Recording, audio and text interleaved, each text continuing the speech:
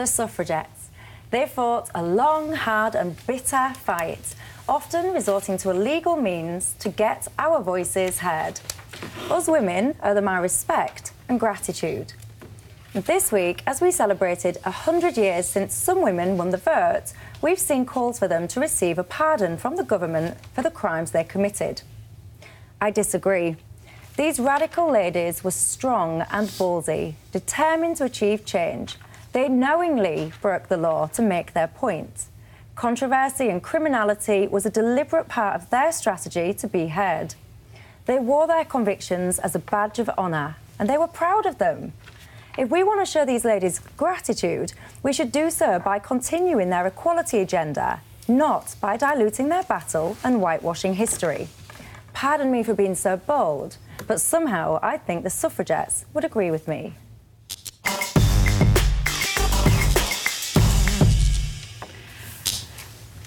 I'm not sure the suffragettes would agree with you, but the suffragists definitely would. And the difference is that the suffragists believed in enforcing change within the law, and the suffragettes broke the law in order to achieve the milestone that we celebrated this week.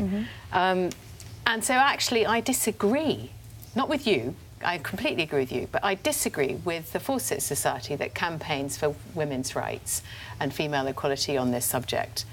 And I just want to add one personal note, which is that my distant ancestor is Millicent Garrett Fawcett. My mother is born Charlotte Fawcett. My daughter is named after her. So I'm on the side of the suffragists here.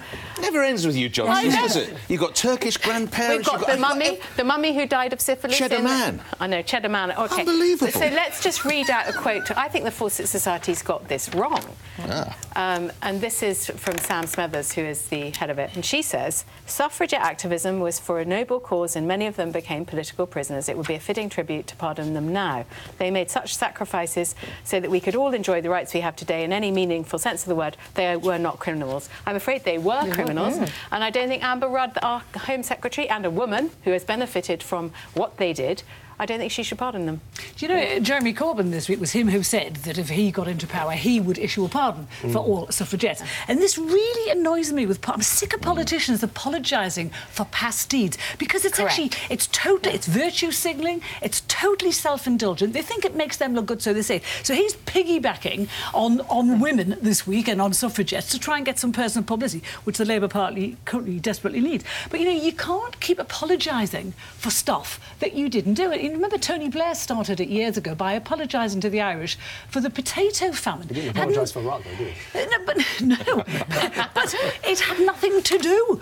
The government's had nothing to do with the potato famine. It was 3 successive, disastrous potato crops that the government actually tried to help with. And then, do you remember Gordon Brown did it? He tried to give a pardon to all World War I deserters who'd been shot. Ken Livingstone for slavery as well, London Mayor for slavery. It's a pointless, futile exercise, which is only designed to make them look good. On the note of apologies, Amber Rudd has responded to the situation. Let's see what she had to say. It's something that I will look at. We have done things like this in the past, like with Alan Turing and Turing's law.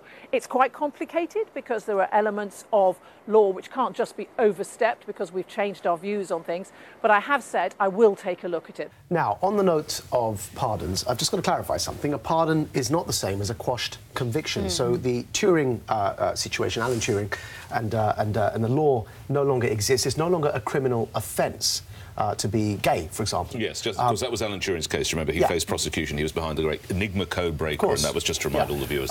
So that law no longer exists. But what the suffragettes were often charged and convicted for was things like criminal damage, and that's still a crime. So the pardon isn't saying that what they did is no longer a crime. It's just saying we understand the situation back then and what you did, and the anger for why you did it, and therefore we're going to forgive you for the offence, but it still recognises it was offence. So I, for one, let me just say, believe they should be pardoned. Though I understand, Michelle, your reasoning, because you want to remember their radical legacy. But between 1906 and 1914, 1,300 women. You think but they did were it. Arrested. But Mamaj, they did it because they knew it was illegal and they would get publicity and results from this. So to pardon them actually, in a way, negates what they did. True, I get that reasoning, but I just think we should recognise publicly that they aren't criminals and they never should have been criminals. But they were criminals. They dropped bombs. But the law was unjust. They dropped bombs. They set fire to places. And if we had a momentum mob today... I think you two are on... If we had a momentum mob today running riot in the streets,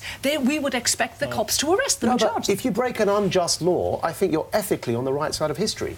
But the laws were just. You can't go and slash a painting in the National Gallery and expect the law to be pardoned for it, whoever you are. Well, I mean, I just want to bring Rachel back into this. So from Cheddar Man through to Turkish barons through to Millicent Garrett Fawcett, and we see one of you munching kangaroo's testicles in the jungle and another one caught in the... How your relatives must be proud of you two. So proud. I don't agree. I don't think there should be a pardon, but I want to actually turn it around. If Emmeline Pankhurst was here now, let's ask you, do you think she would say, yep, I've got us where we want to be, it was worth it? Do you feel suitably liberated in everything that they were driving for? Would you say, because I find that more interesting in a way, do you think she's achieved everything she set out to do? Not everything. So no, what hasn't she done? I think there's still some inequalities where we could be focusing, but I feel quite strongly that the suffragettes that chose to take the actions that they chose, they wore it as a badge of honour. They were proud of what they did. And I think, actually, would they want our government's,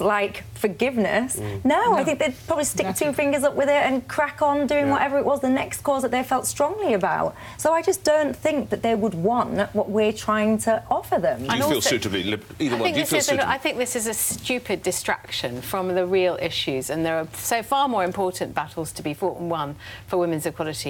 I mean, I'd like to, on equal pay, for example, I know Michelle has got interesting views about, men and women should not just be paid the same because they don't often do the same jobs. No. I'd like to hear what you have to say about that. But the Fawcett Society has said that on current rates of progress, it will take 100 years for women and men to be on equal, to eliminate the gender pay gap. Maternity leave, that's how you fix it, because that's one of the major causes for unequal pay. Wasn't Millicent Fawcett the one who was less radical? Emmeline Pankhurst was very radical. She was actually a man-hater. She actually said the only thing men were not good for was she said that they were carriers of venereal disease. That's how she slated all men. I would hate my oppressors as well. Let me finish the point. Millicent Fawcett was the one who fought it. She fought a calm, non-violent battle. That's what I said, within the law. And also, the reason she appealed to people was that she was campaigning about the 5 million working-class men who didn't have votes, as well as women. So I think it was her who fought the campaign. I don't think man-hater is a correct term at this time to describe her as, because if there was a law today in the United Kingdom that said all people of colour can't vote, or if all overpaid white men in suits can't vote, That's a little unfair. I'm sitting here quietly. No, but you'd be understandably angry at your oppressors. And so, you've got to contextualise her activism and her remarks. She may well have hated men at a time when men said she didn't have the right to a voice or to express herself democratically. When she says things, men were little more than carriers of venereal disease, she wasn't keen on them. Of course she was upset. I mean, look, I'd be upset if I was institutionally disenfranchised. I'd be very angry. I'd probably take direct action. In their defence, they didn't kill anyone, and they deliberately set out not to harm human beings. All of the criminal damage that they engaged in, and it was criminal damage, was against property, not people. Not true. They attacked policemen and they attacked anyone. Well, that's not true. They smashed windows during protests. They were policemen. force-fed. They were force-fed in jail because they were protesting for the right to vote. I mean, Emmeline Pankhurst's daughter was arrested simply for disrupting a political rally. And I know you don't like snowflakes that do that. Madge and Carol, what do you think the suffragettes would be campaigning now for equal pay? What do you think they would be fighting for? Yes. But I'd be interested, because you mentioned, because I don't know necessarily that a woman can always make the same as a bloke. And we've seen this in the row involving the state broadcaster. Listen, if you're sitting there, and I mean this in no derogatory sense, if you're merely in a phone centre and you're giving quotes for an insurance company and a bloke is sat next to you, I find that very, very difficult. You should be earning the same. If, however, you're a man who brings more experience, or you're a woman who brings more experience, then I don't see... But you've got views on that. Rachel was saying you've got some strong... I feel really strongly about the equal pay conversation, because I think it's really quickly dismissed as that there's a gender thing. And what I'm always interested in is anybody doing the same job with the same experience at the same level should have the same pay. Totally. And it's illegal to not do that. Totally. But I just find this generalised, man earns this, woman earns this. You've got to get in. You've got to get into it. But you don't mind I get double the rate for this.